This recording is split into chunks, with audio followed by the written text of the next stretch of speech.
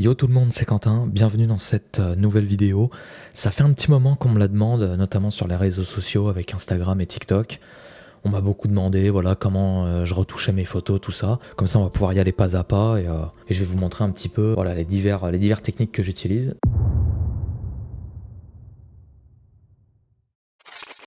Donc on va déjà ouvrir Lightroom.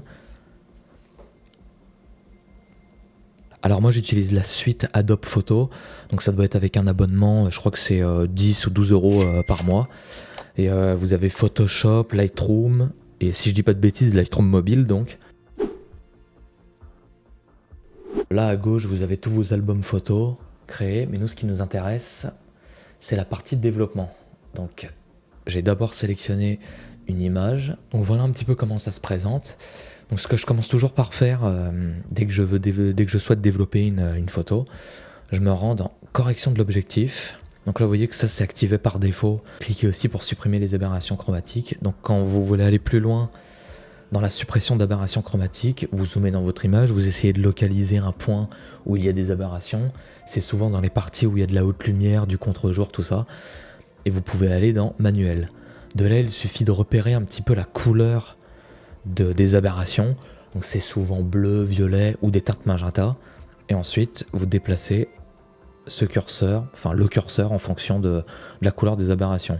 Et généralement vous augmentez un petit peu la valeur et là ça finit complètement par les supprimer. Ensuite, une fois qu'on a fait la correction des petits défauts qu'on pouvait retrouver sur l'objectif, je vais aller faire un recadrage. Donc pour Instagram par exemple, j'aime beaucoup le 4:5. Donc voilà, ça nous permet de gérer un petit peu notre composition. Voilà, ça me paraît pas mal. Hop, je valide. Et ensuite, je vais toujours vérifier ma balance des blancs. Donc là, me paraît correct. Vous pouvez utiliser les pré-réglages de l'application. Moi, je sais que j'aime bien utiliser le mode auto. Mais le truc, c'est que ça fait... En fait, le logiciel, il va calculer sur l'ensemble de l'image et il va essayer de régler un petit peu la balance des blancs. Je prends quand même en considération ce qu'il dit, mais de là, je vais régler un petit peu plus finement ma balance des blancs. Voilà, là, j'aime beaucoup 6700. Je sais que les caméras Sony, enfin en tout cas les miennes, ont tendance à faire un petit peu trop de magenta. Là, il m'en a rajouté apparemment. On est passé de 14 à 21. Je pense que je vais laisser 14. Voilà, là comme ça, on est bien. Toujours aussi, avant de faire une retouche, je vais regarder un petit peu mon histogramme. Là, je vois que c'est quand même bien exposé. Je dirais pas que c'est surexposé, mais c'est bien exposé. Donc, je vais prendre mon exposition et je vais la ramener un petit peu. Voilà, comme ça. Là, moins 30, ça me paraît très bien. Ensuite, on s'attaque au réglage de base. On peut voir qu'il y a un petit peu de voile. J'ai perdu un petit peu de contraste, tout ça. Donc, on va commencer par augmenter un petit peu le contraste. Environ plus 30, ça me paraît pas mal. Donc, ensuite, on va baisser les hautes lumières. Voilà, quelque chose comme ça, peut-être un petit peu plus.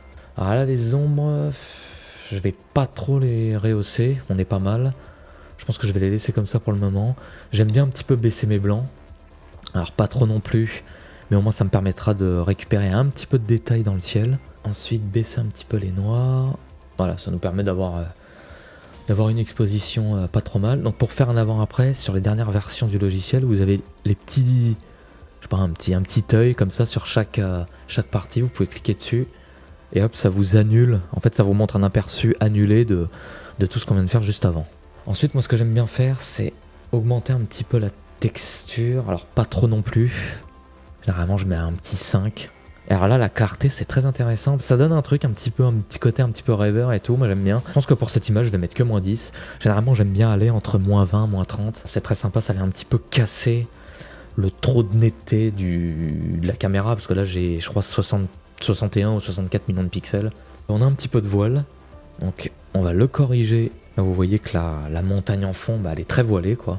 Donc voilà, ce réglage de correction de voile, ça permet un petit peu de rattraper ça. Donc c'est très intéressant, même si après c'est vrai que c'est comme tous les curseurs, en fait si on les pousse à fond, ça donne tout de suite un côté un petit peu bizarre. On voit qu'il n'y a plus de voile, mais ça crée des artefacts. Et là encore ça va.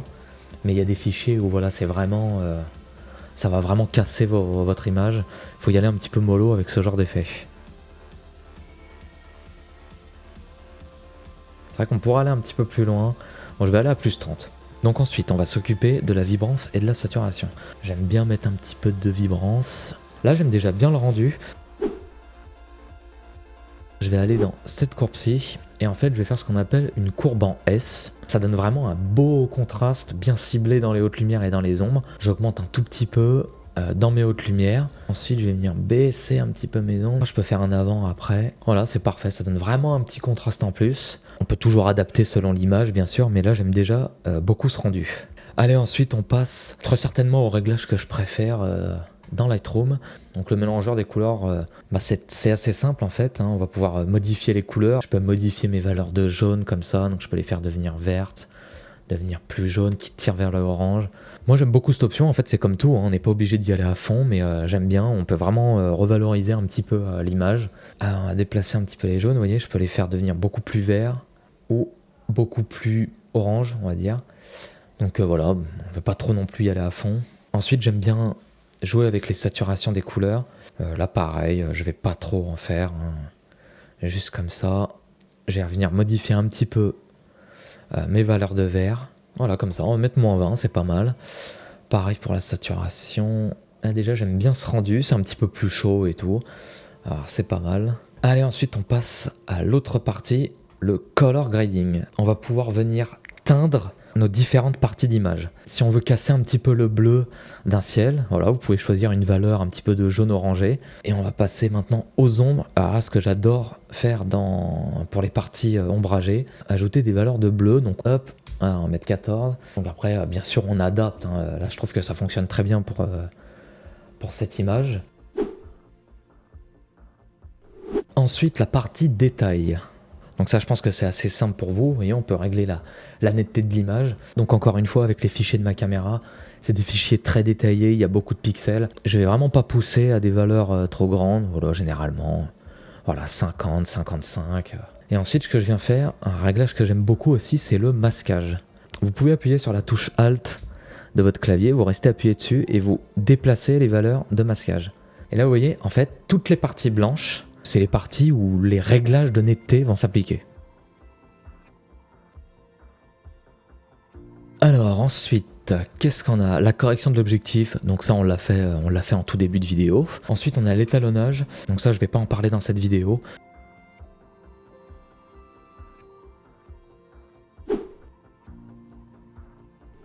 Alors pour utiliser les filtres, et ça se trouve juste ici, ça permet tout simplement de localiser les effets sur l'image. Et je vais par exemple, voilà, augmenter un petit peu mon exposition, alors vraiment pas trop comme ça, un petit peu le contraste.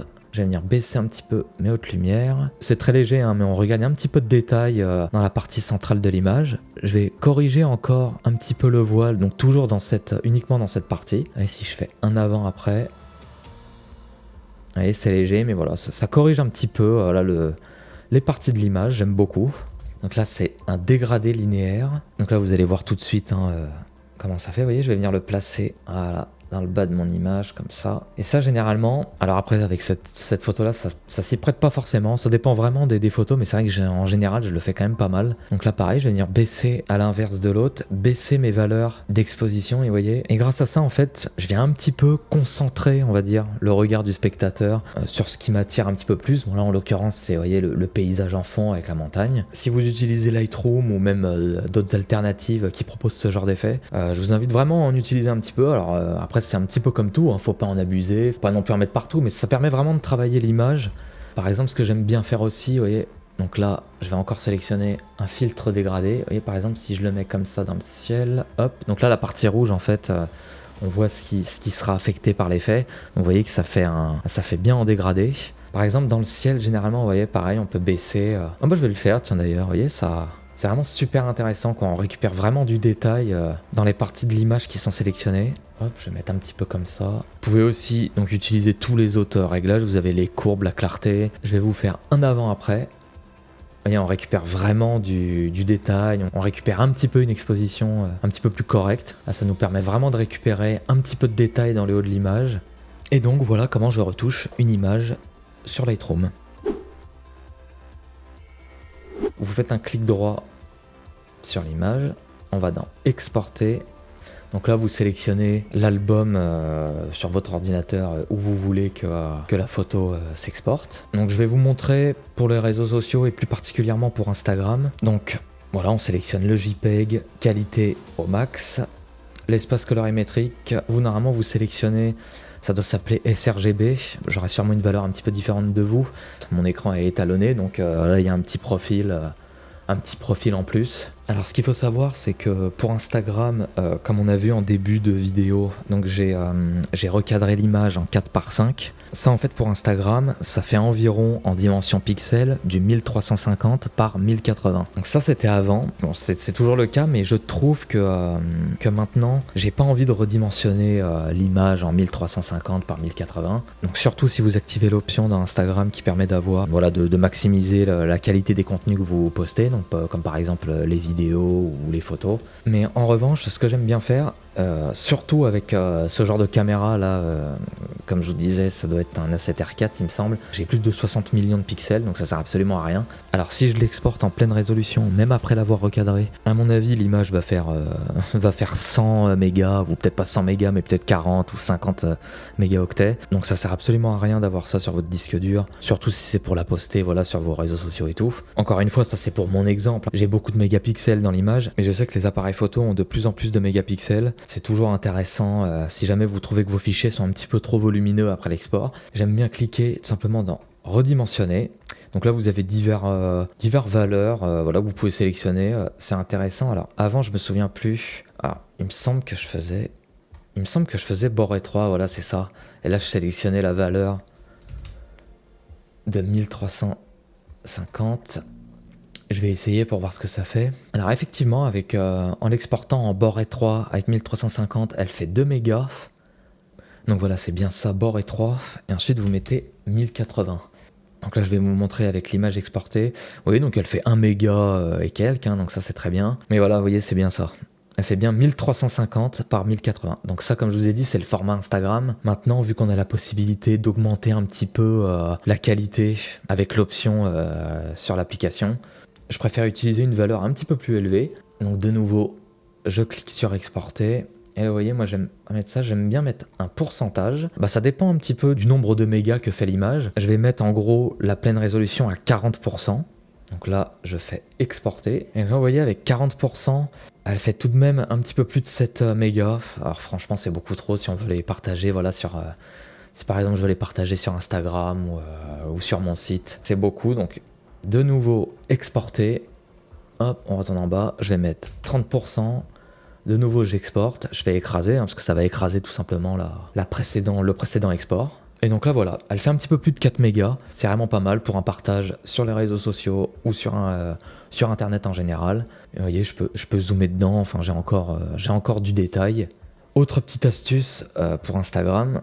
Donc, de nouveau, je me rends dans la partie export. Vous descendez en bas. Voilà, donc on se rend dans la partie netteté de sortie. J'aurais dû vous montrer ça juste avant l'export, mais c'est pas très grave, on va le faire maintenant. Donc vous l'activez, et là vous avez différentes options. Donc là il y a plusieurs écoles. Il y en a qui aiment bien, je crois que c'est papier mat. Moi j'aime pas trop le rendu. J'aime bien l'option écran, et vous mettez un gain élevé. Voilà, merci à tous d'avoir suivi cette vidéo. Je pense que j'en referai de toute façon, je pense que ça pourrait vous intéresser, voilà, si je vous montre un petit peu mon processus de retouche, et puis surtout avec différentes images. Je pourrais également vous montrer comment je retouche une image avec mes pré-réglages. Si vous souhaitez utiliser les mêmes presets que moi, vous pouvez vous rendre sur mon site internet, je vous mettrai un lien dans la description.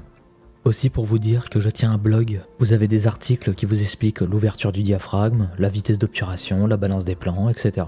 Vous pouvez également vous abonner à la newsletter, comme ça vous serez informé dès qu'une nouvelle vidéo sort ou même dès qu'un nouvel article sort. Si vous vous abonnez par le lien en description, vous obtiendrez un de mes pré-réglages gratuits. Donc c'est un pré-réglage très sympa, vous pouvez l'appliquer sur vos photographies de paysage. Vous pouvez également vous abonner à mon Instagram, pareil, le lien est en description. Je poste pratiquement tous les jours, on va dire. Donc si vous souhaitez voir du contenu photo et vidéo, n'hésitez pas.